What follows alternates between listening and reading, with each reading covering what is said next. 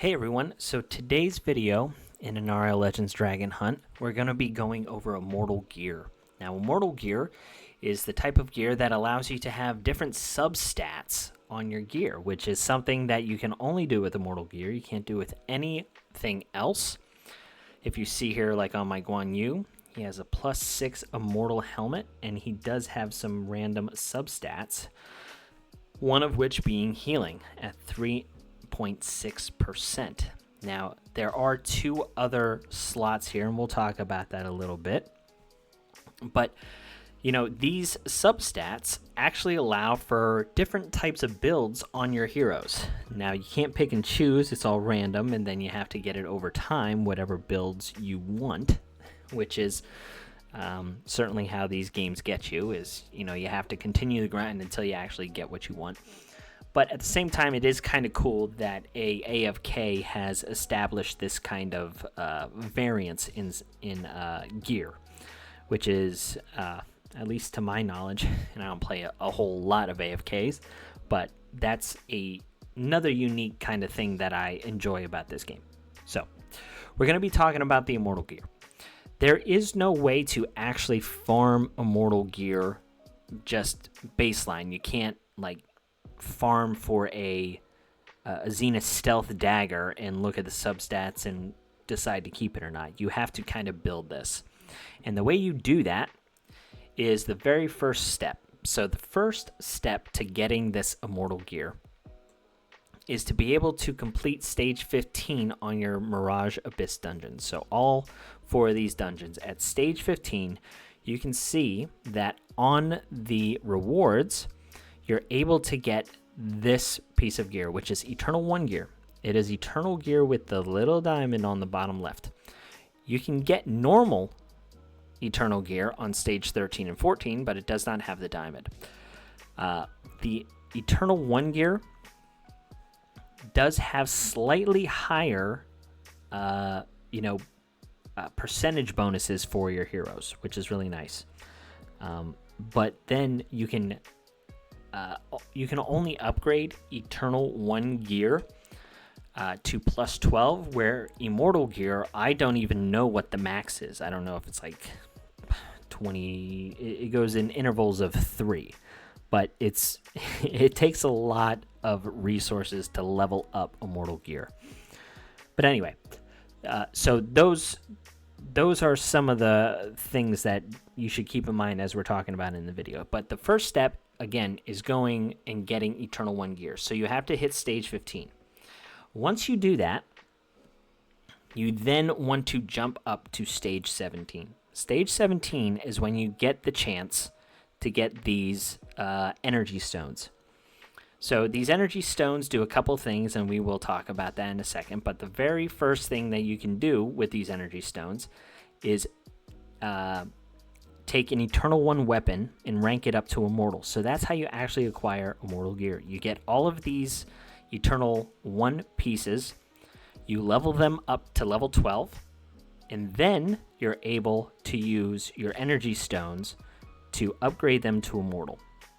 Now what that does, whenever you upgrade these pieces of gear to Immortal, it allows you to then level up the pieces even more. So at +6 here, you know, this attack bonus is 31%.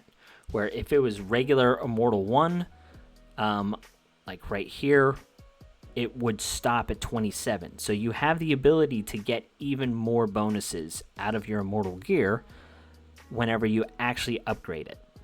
The other thing is obviously, as I touched on, you get these random stats, right? So that's how you acquire the gear. You have to beat stage 15 to unlock Eternal 1, and then after stage 17, you have a chance to drop these stones. Stage 19 is obviously your main goal because you have a higher chance of dropping these energy stones. Now, each dungeon drops their own energy stone. Demon Fortress drops the one for your weapon. This one is for your helmet. This one is for your armor, I believe. And then, or those two are backwards. And this one is for like the necklace. So that's that's how you acquire those energy stones. So let's take a look at what you can do with Immortal gear once you actually have it, okay? Well, actually, let's just show the upgrade of Eternal to Immortal. So right here on my Anna, she has a plus 12 Eternal 1 piece of gear.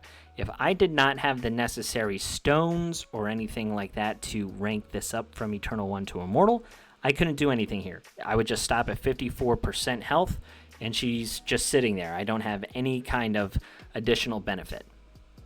So now, what you have the ability to do is you can rank this up from Eternal 1 to Immortal.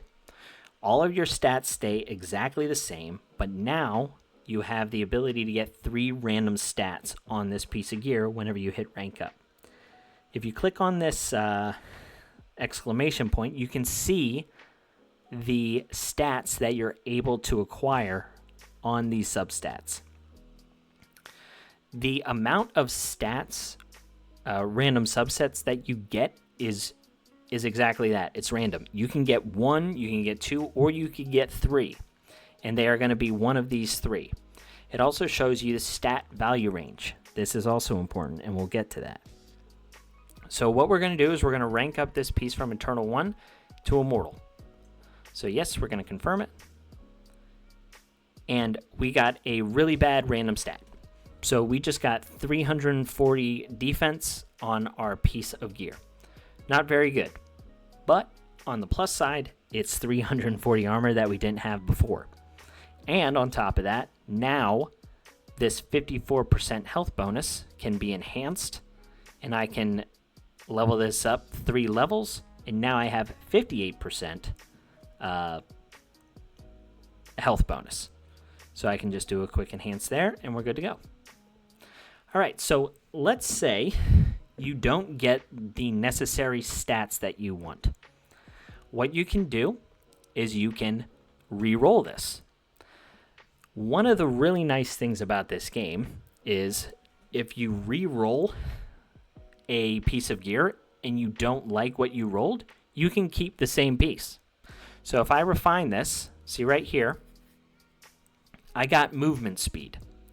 Now, to me, elemental heroes, they don't really move. They don't need to be fast. They don't need to be moving around the board. That's not something that's really important for elemental heroes, in my opinion.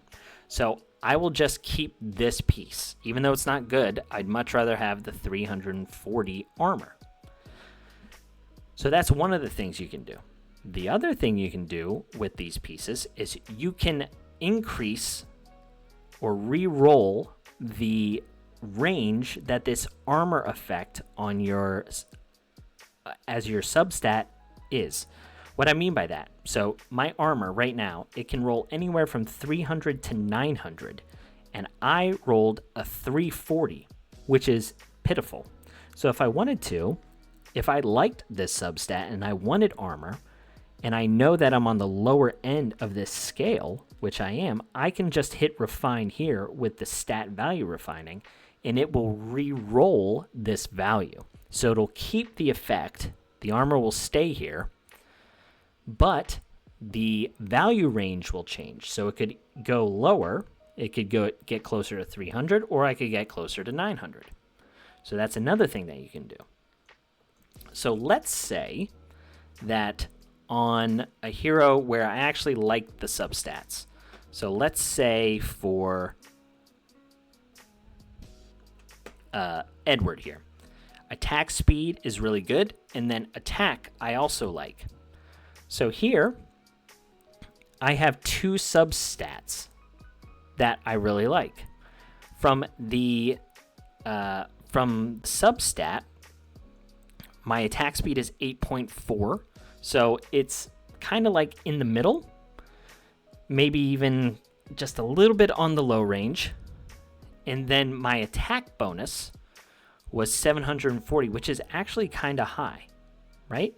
That's not too bad, but I want to add another substat here. I want to try and get it. So what I can do is I can lock these. So if I want to try and roll again and get a third substat, I can, but every substat that I lock, you see it increases in price. So now to roll this, I need to spend 4 of these items instead of just 1 to re-roll the piece, 2 to keep 1 item. I need to roll 4. So yes, these should be really prized, right? It's the same thing if I want to increase the values. If I want attack speed to roll different, I can, so here I can roll both of these items, right? And I can try and get a higher substat. But if I want to keep one of these substats, like the attack was high, but I want to try and reroll the attack speed, again, this is going to cost an extra energy. So it's kind of tough to figure out. Now the bummer is on, like, let's say I'm trying to add a third substat. If I'm trying to add a third substat and I'm rolling 4 energy, it's not guaranteed that I get a third. All that's guaranteed here is I'm going to roll 1 more time. Like, I could get 2 more pieces of rolling here, but if I didn't roll a third substat, it's not going to add it. So I'll do this just for the video, but this is really, I'm not a huge fan of this. So let's refine it. Okay. So I did get armor, right? This is okay. Like, this is lucky. We'll replace it. And in all honesty, I don't know if it adds the third one. I haven't done that. That's kind of that might be fake news. Anyway, sorry about that, but I don't know if that was a thing or not. Let's see if I have another. I might have another hero that has 2 substats that I like. I think Betty might have one that I. So there's attack bonus, flat attack, attack speed. Let's try this. So I want to keep this attack bonus, and I want to try and get more, even though it's on the low end. So let's see. Yeah, see here, I rolled 1 again, and I rolled 1 again. Let's try it one more time. Okay, so this was a great roll. So I'll replace that. That was amazing. So now she got a nice big crit boost, and I kept my attack. So let's say I want to. So the crit boost was on the high end, 10.8, but the attack boost is definitely on the low end. So I want to save this crit boost, and I want to re-roll the attack. Okay, so I did well. So I got an increase in the 4.6. So I'll replace that.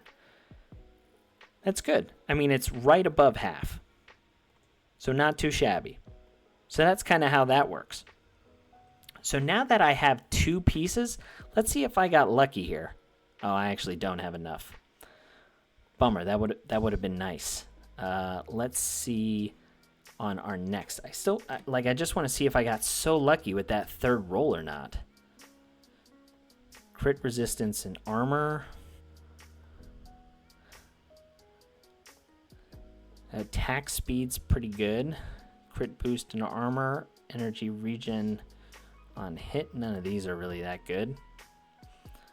Let's check out Benson. Maybe he has a piece that we can check out. Crit boost, crit chance, healing and crit resistance. I wouldn't say that's bad, but I don't know if I want to roll that twice. Let's check out Grace.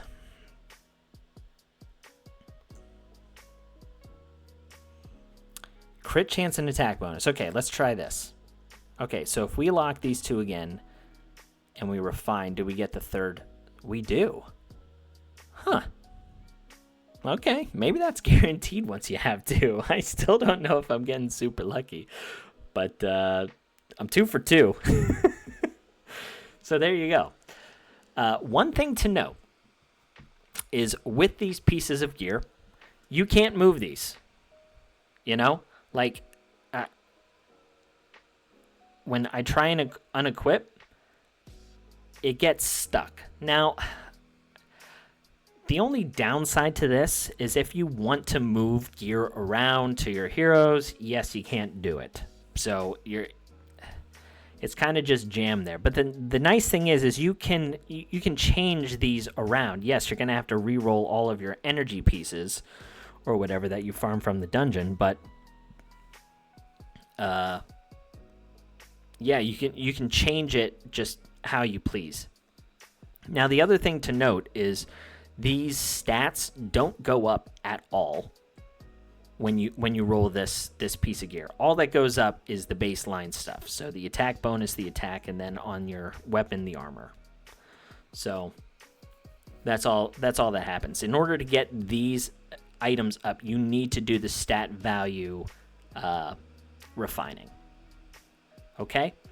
So yeah, that's all I had for you guys. I wanted to show you how Immortal gear worked, the things that you could re-roll, and all of that stuff. I'm planning on doing individual guides on each hero where I'll talk about talents, I'll talk about gear, I'll talk about substats that you're kind of looking for on them. So stay tuned for those. I think they will be really informative in regards to the type of things that you're looking on that specific hero. But I don't know when those will come out, maybe in a week or two. But yeah, that's my plan. So anyway, that's all I have for you guys today. I hope you enjoyed. I'll catch you on the next one. See ya.